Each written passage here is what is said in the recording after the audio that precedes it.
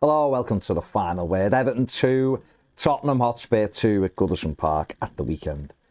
The Blues fighting back twice to get a hard-fought draw and keep their unbeaten Premier League 2024 record intact. 3 draws out of 3, but hey, who's counting? Well, me, quite obviously. Joined by Jack in the studio. Jack, good result or disappointing to drop another 2 points at home?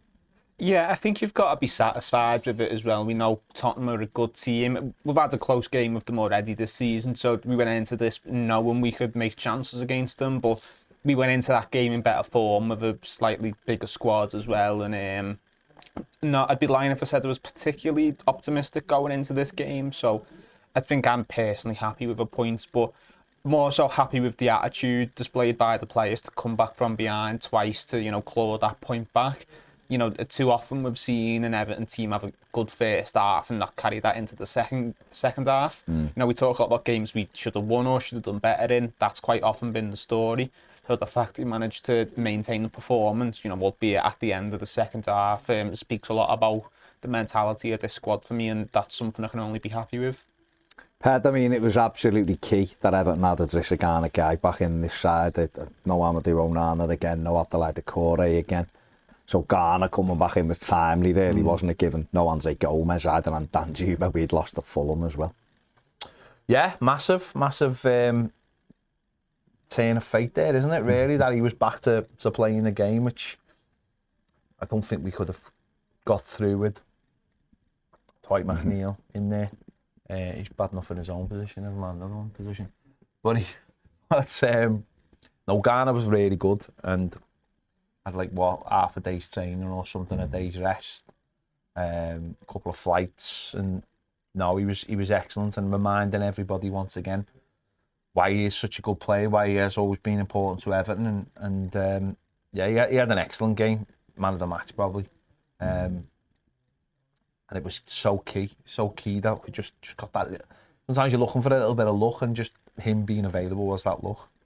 Yeah, I mean, Spurs got into their rhythm quite quickly. Thought Everton started the opening couple of minutes, pressing quite well, really, and forcing Spurs to reset almost, but it didn't take very long before Richarlison put them ahead, and Ben Godfrey got sucked inside because Udogie come in off at the left-back position, really central, and Godfrey went after him, which meant there was a big gap down that right-hand side, and they eventually work it to the line, cut it back, and Richarlison's on his own. And I keep looking at it and thinking, should Branthwaite have just gone and marked Richarlison instead of going trying to cut the first ball out? And the problem is, if you don't cut that first ball out, you are leaving someone free, Jack. And unfortunately, it was Richarlison, and he swept it into the roof of the net from close range.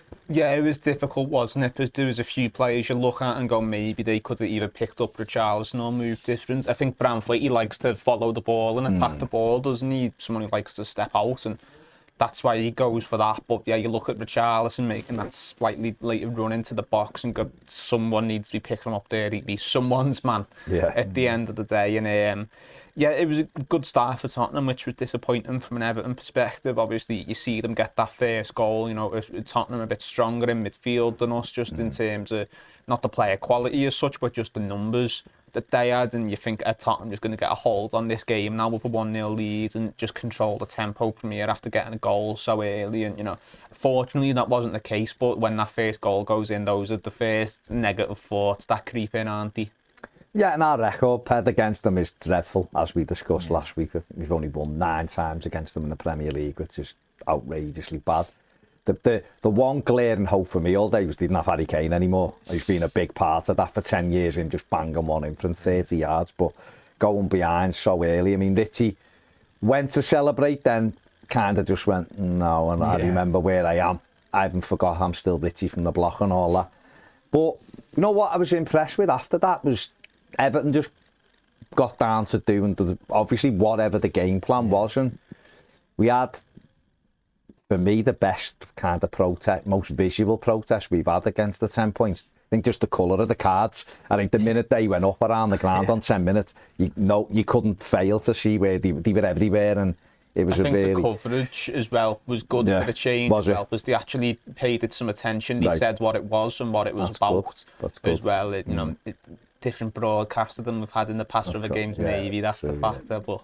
No, it was good, but we did sort of get a handle on the game, and it would have been easy, like Jack said, to maybe go the other way over behind against a really good side, and probably no way back for us now, because we haven't been great at coming back in games. But I thought we got down to doing what we were trying to do quite quickly. I thought we did. I thought it was the curse of the process again, wasn't it? The early goal, the early goal, and no, I think we just rolled our sleeves up and just said, well, no, we're here to play a game. Let's not forget what we've been doing all week. And I mean, at the end of the day, you train all week not to just like not concede goals, but actually score or create opportunities like set pieces to score. And we just got back on it, and it was such a weird team, because you watch us and you don't.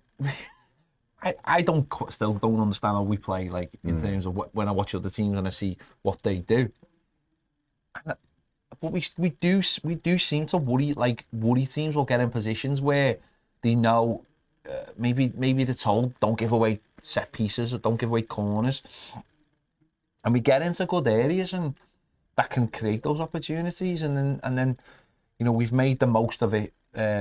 With a few, you know, we've done well, I think, on a couple of set pieces, just to unnerve the goalkeeper, make him start to think, I'm going to have to maybe do something I don't want to do, and come off me line, or someone's, and it all sort of started moving towards, if we keep getting those set pieces and putting them in the right areas, we might have a bit of joy. And we were getting behind them quite well. I mean, again, it showed our lack of pace. I thought some of the balls were really good. I mean, I think Toffee did those couple of cross-field passes as well, and we were getting behind them really easily, I thought, but we just didn't have the pace. No. And they do gamble, and they do have Van der Vent who can cover that ground really well.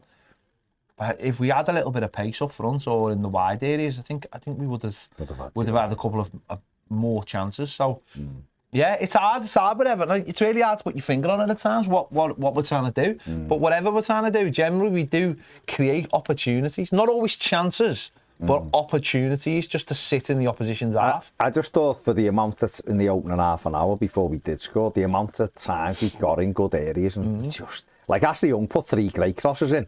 Dom was just hovering outside the box, and then was like, oh yeah, should have gone, shouldn't I? And no one's coming in. Like McNeil should have been steaming in down the back, and he was just having a little jog into the box, and Young was getting quite frustrated. And we'd had a shot from Garner that was blocked. We'd had one wide for a corner. The keeper had made a good save from Michalenko, but I think there was a nudge there. But we were putting them under pressure. Dom had one over, and they were looking a little bit unsettled off set plays, whether it be free kick or whether it be a corner. And then we eventually do get the corner, and we get the equaliser, and it's an Everton corner that has worked, and we stopped doing it. But on Saturday, I think we probably used it too much in the end. But certainly in the first half, Dwight McNeil in swinging with the left foot was very effective, and Jack, we eventually get a goal. We thought it was for Dominic Calvert-Lewin.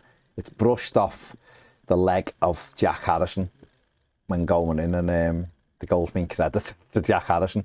Albeit he didn't know anything about it, and he was going in anyway. But we got level, and Spurs were looking a little bit wobbly at that stage. Yeah, first off, I do feel bad for Dom, because, you know, he really needs that goal, and, you know, he does effectively get one.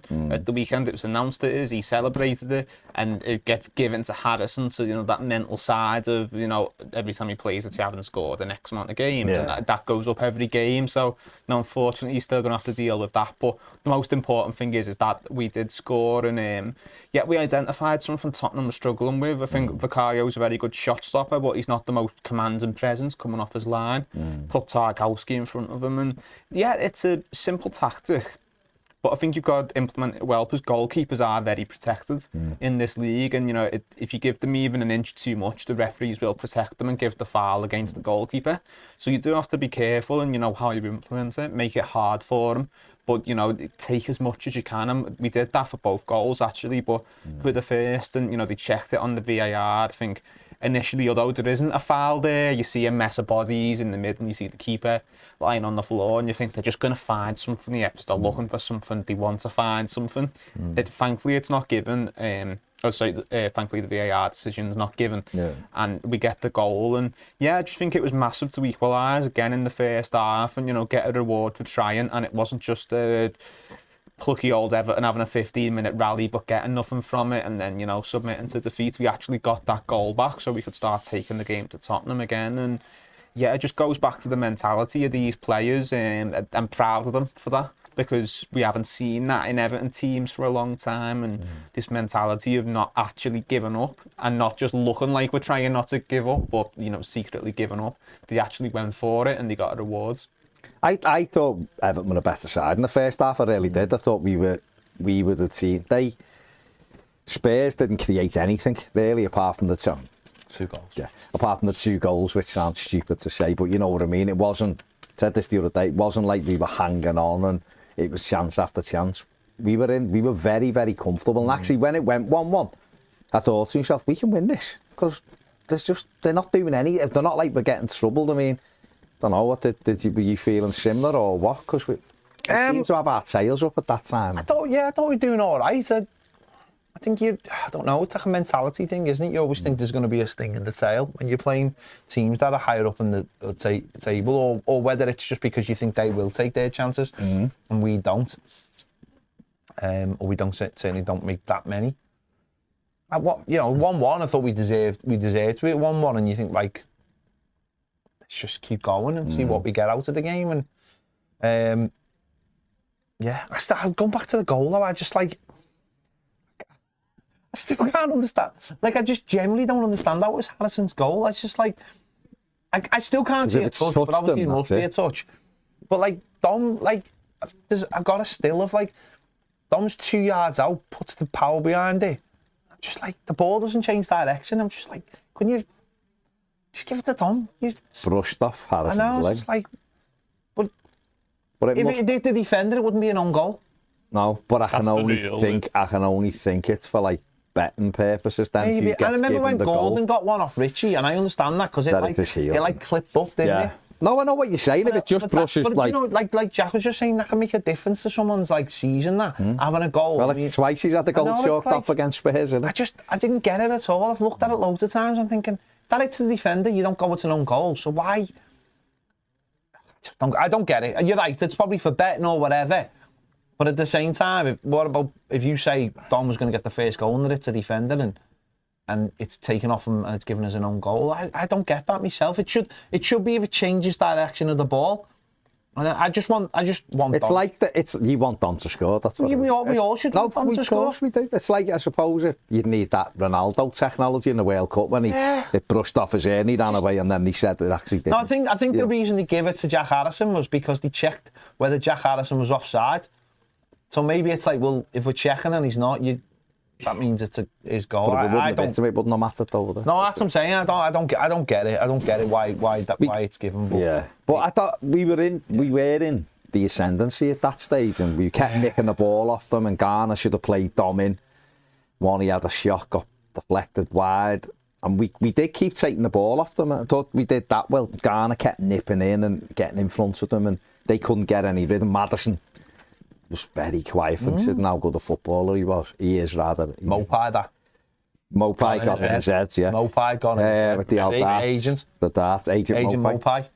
But then, on a rare break, Spurs broke and got back in front. I mean, it was a brilliant finish by the Richarlison, but we lost 3 50-50 tackles in the midfield.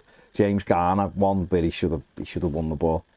And they work it into that wide space, comes back to Matheson. He just flicks it on one nicely to the Richarlison, and he bends it into the top corner, nothing Jordan Pickford could do about it. And that definitely was a sucker punch at that stage. Yeah, it was a gut punch, wasn't it? And the midfield battle was just such fine margins because Garner and Gay were both doing really well in terms of winning the ball back, but because we were overwhelmed in midfield, if there ever came a scenario where they didn't win the ball and they lost out on a 50-50, which is what happened, they were on the attack straight away. And I thought Matheson did do well for that goal. It was one of his only moments in the game, but he just sorted his feet out well. It picks Richarlison out nicely, and then one of the best finishes of Richarlison's career as well, Yeah, which is so. just what's the phrase? Is it Everton that? Everton, Yeah, but good goal from them. Disappointing from our perspective that it came from us, losing the ball and not being able to win it back. But yeah, just a bit frustrating after the first half with ads. But like you said, I think we did have the better of it, especially that sort of second half of the second half. We'd been on top of them,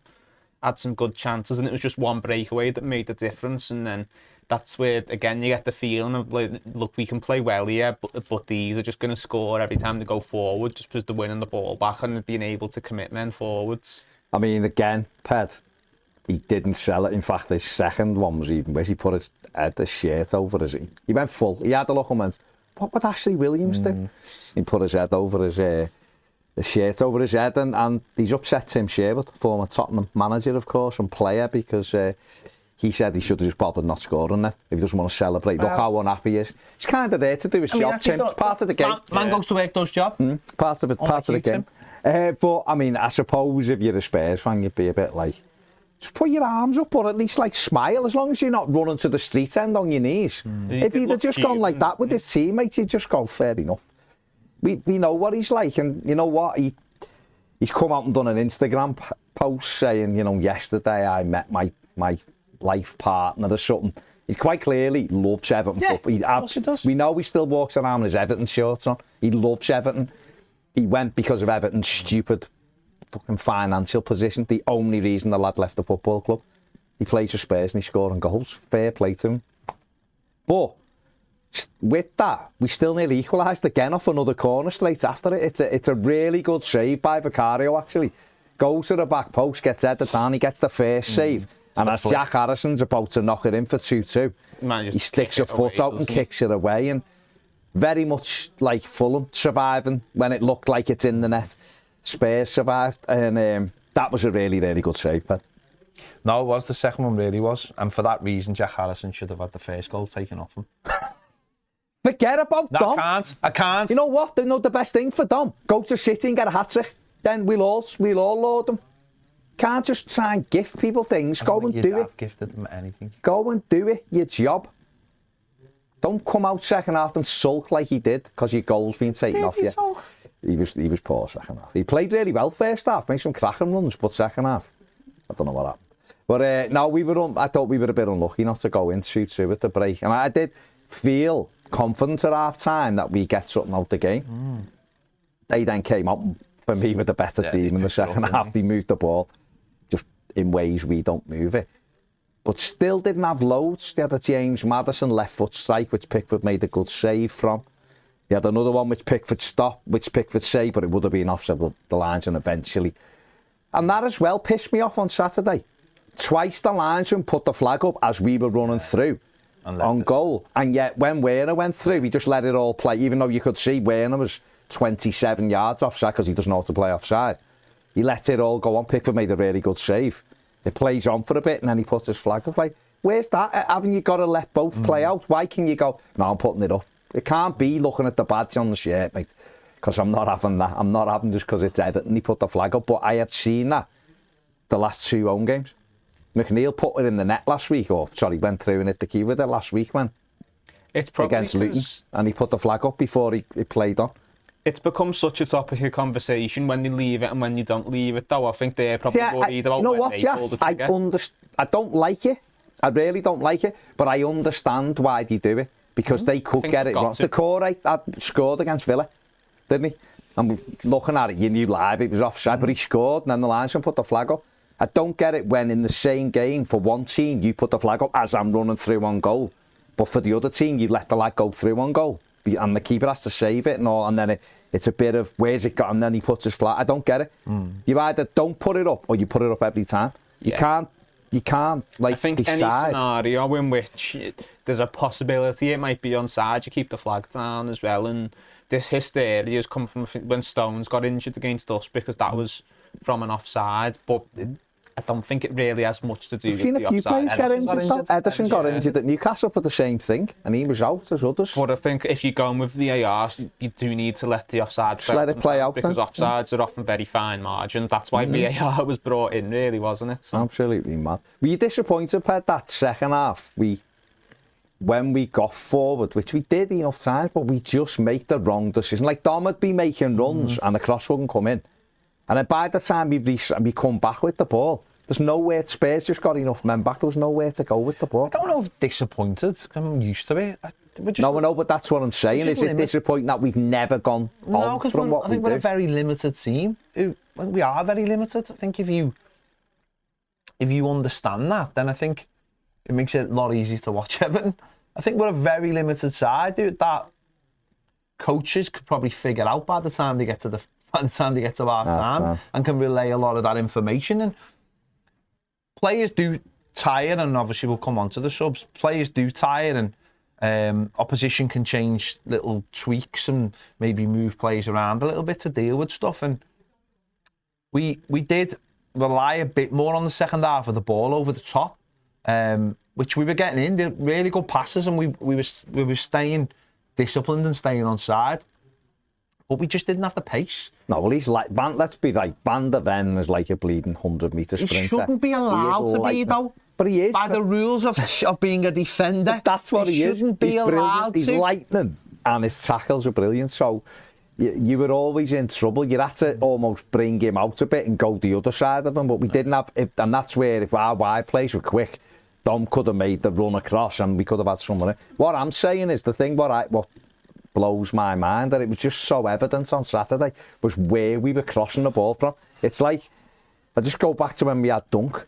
That's what it's like watching that football again and watching where we hit the ball to. Like, we put one in on Saturday. I mean, I don't understand what Dom was thinking, because he could have took it on his chest and he was in on goal.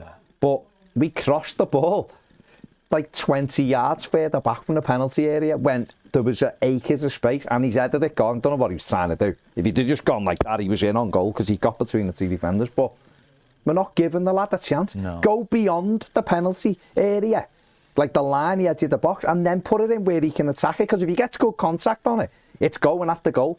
And yet we're crossing them sort of easier, and we're putting them in on angles. And I honestly, whether you like him or you don't, whether he's in good form or bad form, I don't know what you want him to do, really, other than just flick something on.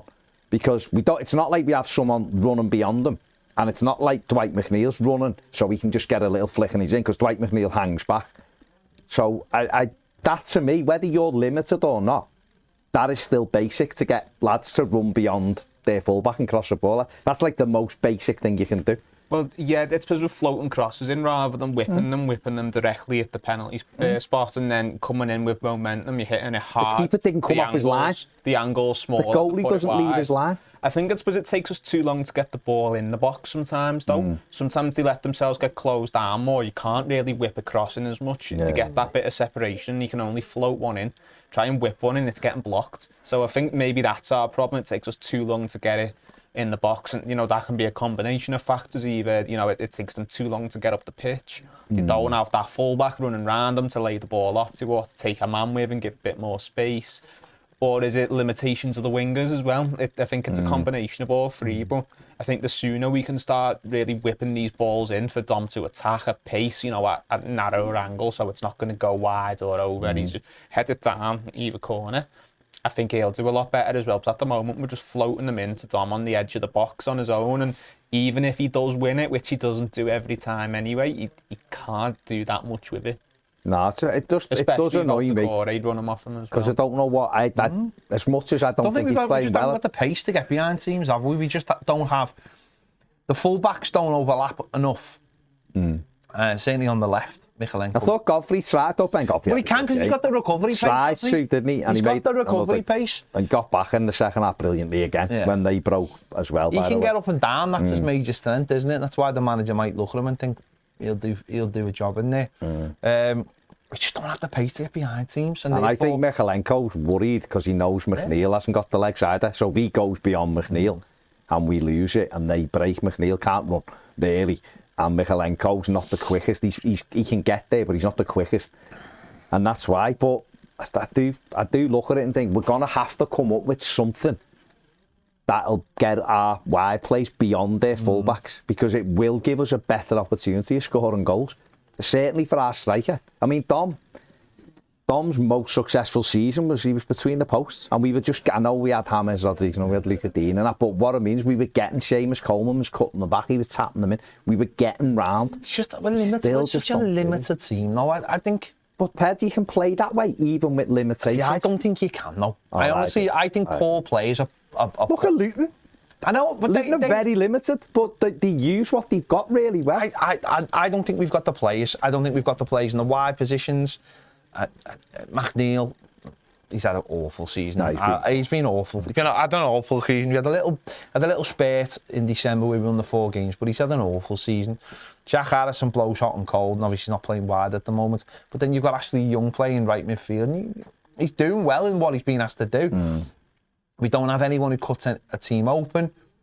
We're very, very limited. But that's why I would have runners beyond. But I don't think we've got runners though. Who are these runners? Fullbacks should go past. But they don't. Michalenko is poor once he goes over the halfway line. That's just the truth. There's no hiding from it. He's a really solid defender, but once he gets past the halfway line, he's really, really poor. And the right side changes that often, and it goes from being like a young lad who defensively he's got still absolutely loads to learn, to Seamus Coleman, who's more rounded and knows when to make the run, but can he make the run anymore?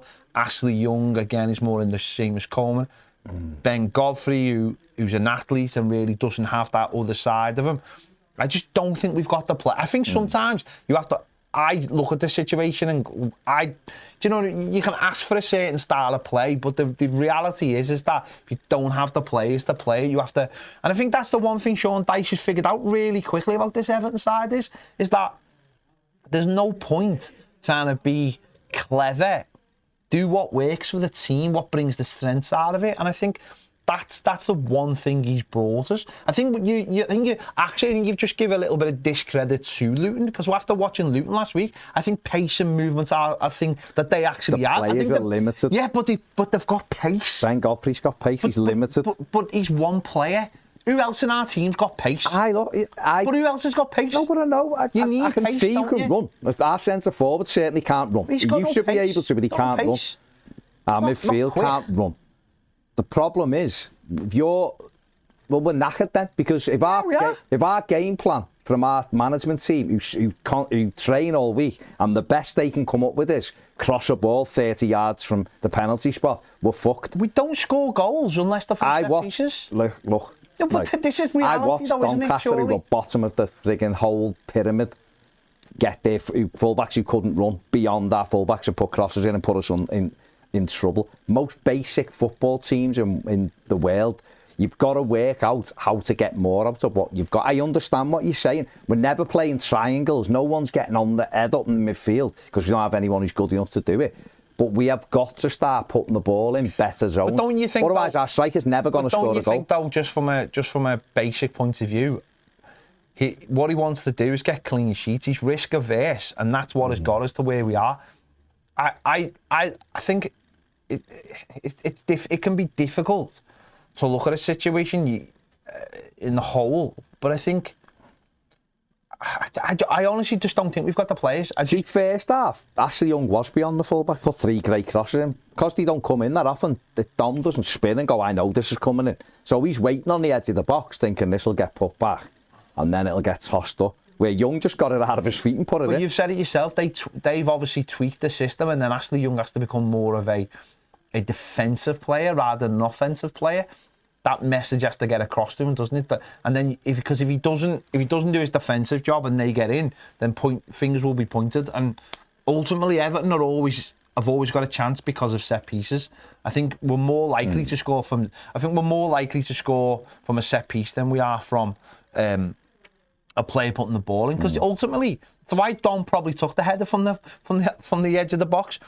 Because who else was in there with them? I mean, that was a cross, but there's no one from midfield gambles. Why the call is so important, isn't it? No one from midfield gambles.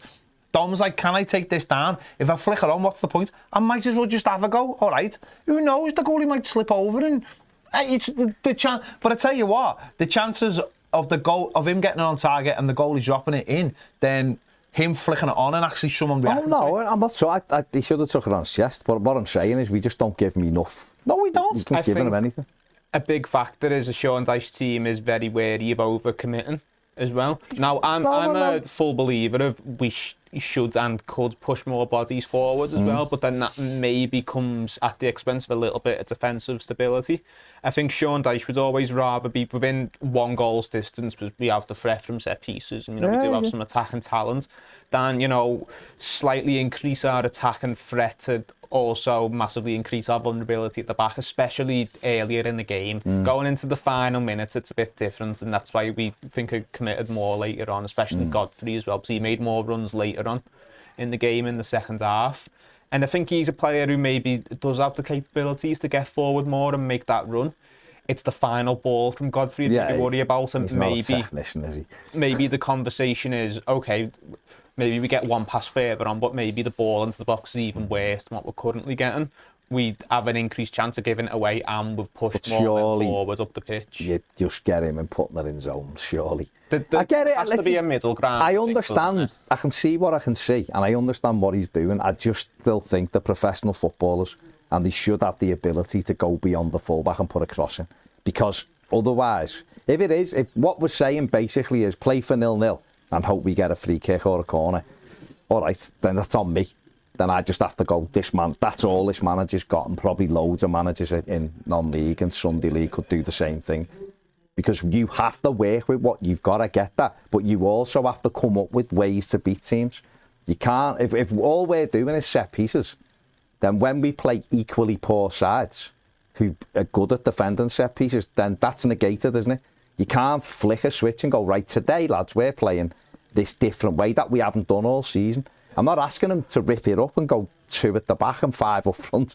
What I'm saying is we have to get people beyond our last line of attack who can put a ball across for Dominic to get in there and for other people to make runs in and get bodies in the box. And when we do that, we look like we're going to score. And it is easier when Decore is there because he is always in the box. I just think the last few games, and maybe it is because Decore isn't there, we've started that thing where we're crossing the ball further and further back. And it does remind me of when we had Dunk up front and we were hitting these angled balls. And it's like, what do you want them to do? And on the occasions when we did get it into that zone towards the corner flag and cut it across, he'd had them in. And I was like, that's basic. But it is basic because we are basic. Do you know what I'm saying? I'm asking for a little bit more work. If we're gonna score goals, and ultimately what will get us away from any danger will be scoring goals, not keeping clean sheets. Because keeping clean sheets, if we don't attack, might yield us the odd point. Whereas, we'll yield, if we keep clean sheets, we'll get at least a point, won't we, Michael Owen? But that's where we'll be. But I do think we have to have a little bit more going forward. And it's not a massive thing. I just think players just be a little bit braver, and then, like you should get the cross in early. Then don't wait. Because when you wait and they get set, we are more likely to give the ball away. Yeah, I think it comes down to middle ground, doesn't it? I don't think our system allows us to be extremely more adventurous. I also don't think we have the player quality to be extremely more adventurous. It's making little improvements and also looking on the wingers themselves as well. Because Harrison, when he's out wide, I think sometimes he could do sorting his feet out a little bit quicker. Sometimes he'll take 3 touches. And I think it's because he's on the right and he wants to get it. Even though he can use his right foot, he wants to get it back on the left. He's not like when we had Andros Townsend, who was quite happy to go past and chip it, just chop it in with his right foot. That's definitely a factor. And look on the left and look at McNeil and go, okay, you don't have the pace to get to the line, but you've got a good left foot at it early. And it comes down to the coaching of Dom as well. It's like, look, this ball's going ahead of you. You're not going to, stay stationary and try and flick it on. You're going towards the goal. Dive if you have to, go towards it. But he made subs with 4 subs at the weekend. Shocking. Going into that, we didn't really create anything in the second half that they were worried. We had corners, and that was where that frustrated me as well. I think we had 3 or 4 where McNeil basically just put it into the goalie's hands, and it's like, I know what he was doing, and the keeper, they must have said to Vicario over our time, just come and claim it, mate, get your arms up. I would have liked McNeil to mix one of them up And Yeah, it'd be maybe nice if just we had put it near. another corner routine, wouldn't it? I mean, that's where you can say, if that's your strength, why aren't we dropping one in the front post Yeah, and just trying to have get someone someone to making a run. glance it? Yeah, Maybe yeah. if the goalkeeper keeps on thinking it's going to the back post, then why not mix it up and try and do something different? And that was very frustrating, that. Because that was a good opportunity for us, wasn't it, when we got the corners? opportunity, Yeah, to be honest. True. No, that was massively frustrating, especially when we huff and puff to try and get them. As I say, we're a very limited side. No, we are. There's no dressing it up, is there? No dressing it up at all. No, not at all. But we did stick with it. He brought on Beto. We brought Chimity on before Beto. Just asked him to play a little bit off it. Dobbin eventually come on. Seamus come on because Godfrey had cramp. Luckily, it's only cramp. Because I think the last two games, Ben Godfrey's had two really good games. Great recovery tackle at Fulham. Great recovery tackle on Saturday. Basically the same thing at the weekend. And that is what he's got. But Chimity had a great opportunity. I think it's Dobbin, isn't it? He puts it in, and if he takes a touch, he's on his own with the goalkeeper, and I can see what he's doing. And if that goes right in the corner, you go, what a finish! But he didn't. It's a difficult finish to get right as well. The way you approach it, that needs to be perfect, because you're not hitting that with power. It's a technique shot as well, so it does need to be right in that corner. Just being first touch. Again, he's a young lad. He's probably a bit apprehensive, and he doesn't want to take it on his weak foot as well. But those can be the moments that can be decisive, where you just need that little bit of composure just to take it, set yourself up one-on-one with the keeper on a nice angle. Been lots of talk that Everton could have had maybe 2 penalties. Yeah. I know one of them appeared to be outside the box anyway, but anything in either of them for you? Yeah, I thought there was something in both of them. I thought the first one was probably... I think you want your centre-forward to be stronger in that position, because if you stand up, maybe you ride that challenge out and get something on it. The second one, I think, is a foul. I mean, it is outside the box. I thought it was inside when I first seen it. I didn't realise centre-backs were just allowed to step in front of people with their elbows as they were running. Yeah. And you don't think you can be... Doesn't matter how soft you are or how strong you are, that's a foul. It's a foul anywhere. Momentum, isn't it? It's a foul anywhere, that, for me. Even more so that it was outside the box. The first one, you just don't get them. No. Sadly. And maybe it is up to him to be a bit stronger in that position. But the first one... the second one, I thought it was definitely a foul. I just don't understand how you can move across someone like that, and you only have to... I mean, again, you watch it from the camera angle, you can see he knows what he's doing. He's come on, and he's all Billy Bollocks. He's got a top knot.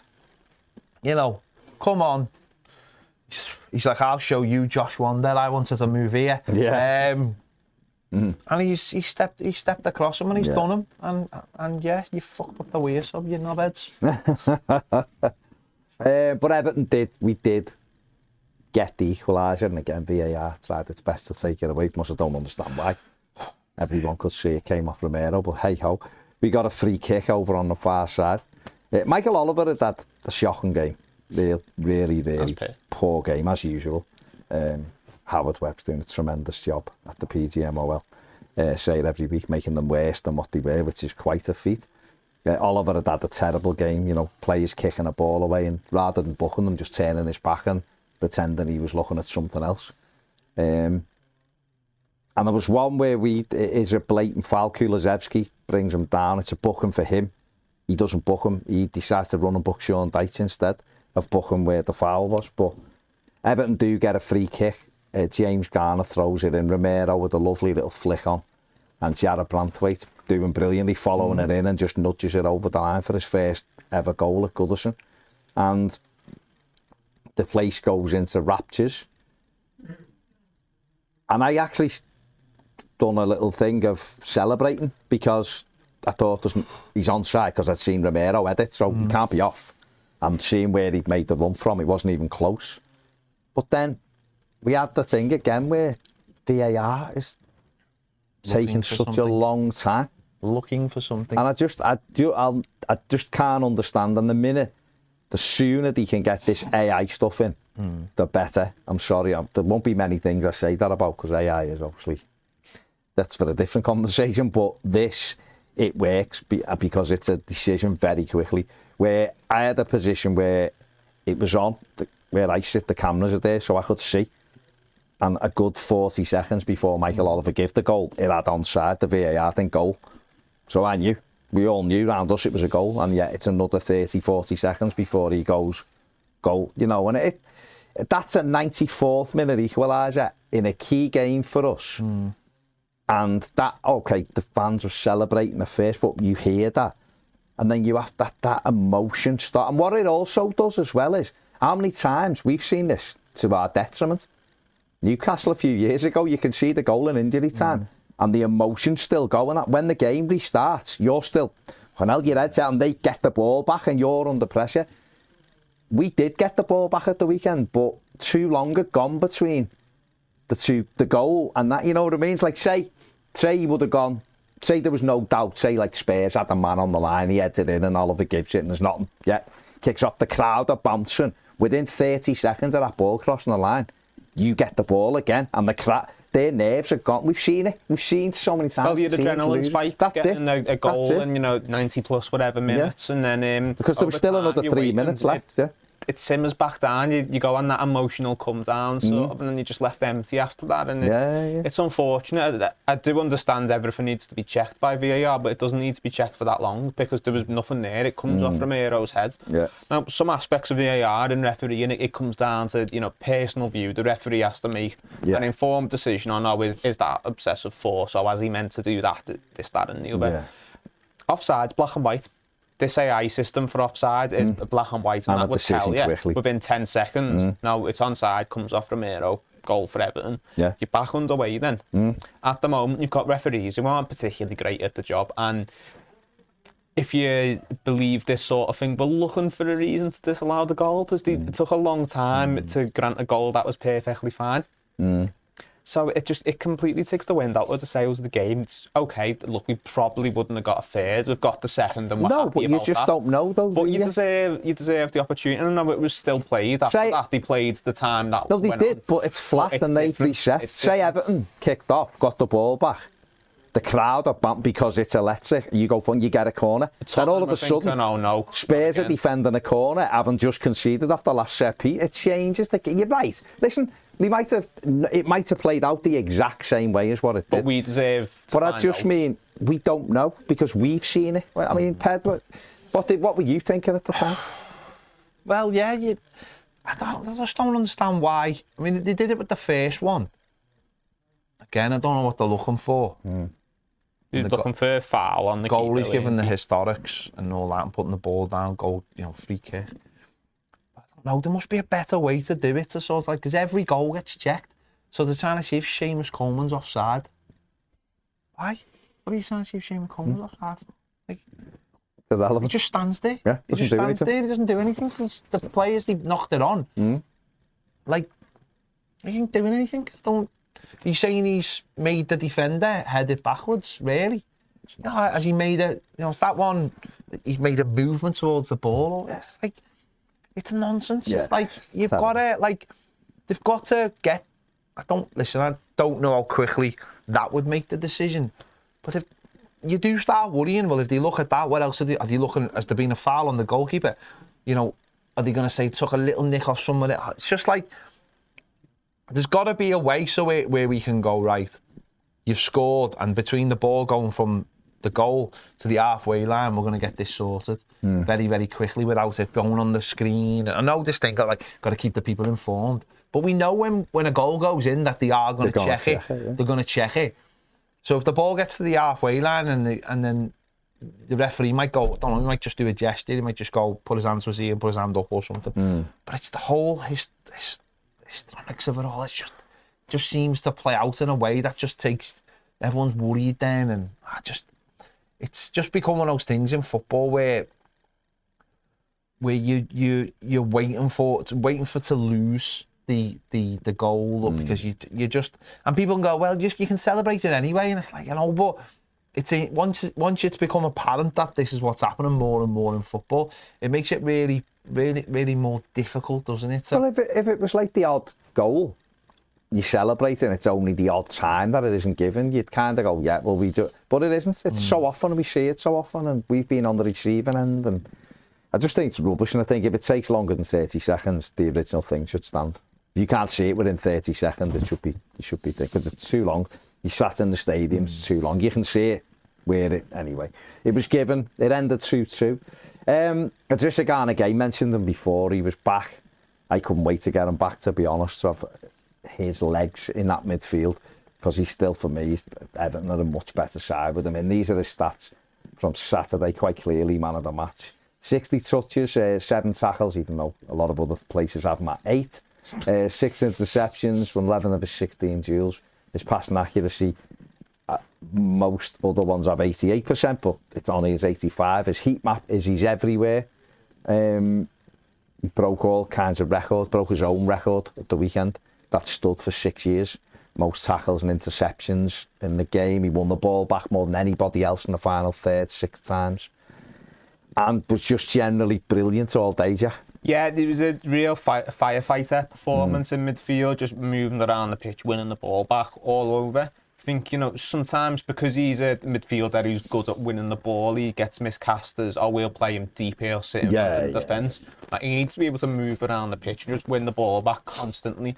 He's just a pest to play against, and I mean that in the best way possible. And you've got Garner alongside him, who's probably the second hardest working midfielder we have as well. So then you just have them two covering lots of ground. And yeah, when you are against a team with a real midfield presence, that's what you need. You need 2 players doing the work of 3 men. Yeah. And I think that's what we got from both of them. But, especially Gueye, because he was just excellent. And pretty much everything he did, other than that shot he had that we got a corner for. Yeah, I mean, he had 2 shots that were off target, which is standard Ghana. But Ped 14 ball recoveries as well from Ghana. Yeah, won 11 of 16 duels. And was huge. And just winning the ball, nicking it back. I think he took it off with Richarlison, which was the move that led up to the second goal. Second goal, yeah. It's so noticeable. 7 tackles, that's just brilliant. So yeah, he's exactly what we've been missing. I don't understand how people don't realise how good a player he is. It's just dead strange. I don't get it. But he's been great, and the stats there, which are provided by SofaScore, which of course you can download in the description, really helps the channel out. If you download that app, it's a really good app. Free. It's free as well. Free. Yeah, it's free as well. Gives you all the stats, gives you all the games, goal notifications, everything. Fixtures, do it all. Free. Yeah. You just go and download it right now, it's free. Yeah. Do it, thanks. Let's have a look at the overall match stats from the game as well. Everton 2, Spurs 2, 14 attempts at goal from Everton, 9 from Tottenham. 5 on target for the Blues, 6 for Spurs. 4 big chances for Everton, just 1 for Spurs. And a 43% possession for Everton, which is more than what we normally like. It's above our too much. It is almost it's clearly why we didn't win the game. Yeah, and according to SofaScore as well, the expected goals were 2.62 for Everton, 0.98 for Tottenham Hotspur. So that shows you how well we've done. Well, Everton have now missed the most big chances in any of 4 big chances in this game, according to SofaScore. Which you can download it in the description. You can download it for free. Yeah, Everton have missed the most big chances in Europe's top 5 leagues and are underperforming their XG by more than anybody else. By a lot. Well, it was 10 before Saturday, and then I'd seen a thing, haven't followed it up, but it made them on their own. And that's now 30 games without a penalty, which is the most in Europe. Again, just record setters, aren't we? No one does it like us. Nobody. Off we go. Yeah. You got no friends. That's what they say. Okay. We haven't, have we, quite clearly? The only friend we've got is Shagger Silk, and let's see what he comes up with. So there you go, a 2-2 draw. Let us know who you had for man of the match. Was it a fair result? Are you a bit disappointed? We have won 3 Premier League home matches, and it's the middle of February. That has to, or early February, that has to change soon. But conversely to that, we're also 3 games unbeaten in the Premier League in 2024. And we've had 3 tricky games, haven't we? Villa, top 4. Fulham away, not a good place for us to go, and Spurs top 4 at the time of playing them. So unbeaten in those. Is that the way to look at it? Case of just adding points on every game. Let us know what you think in the comment section. But we will be continuing live now on Premier. To join that, the link is also in the description. See you later.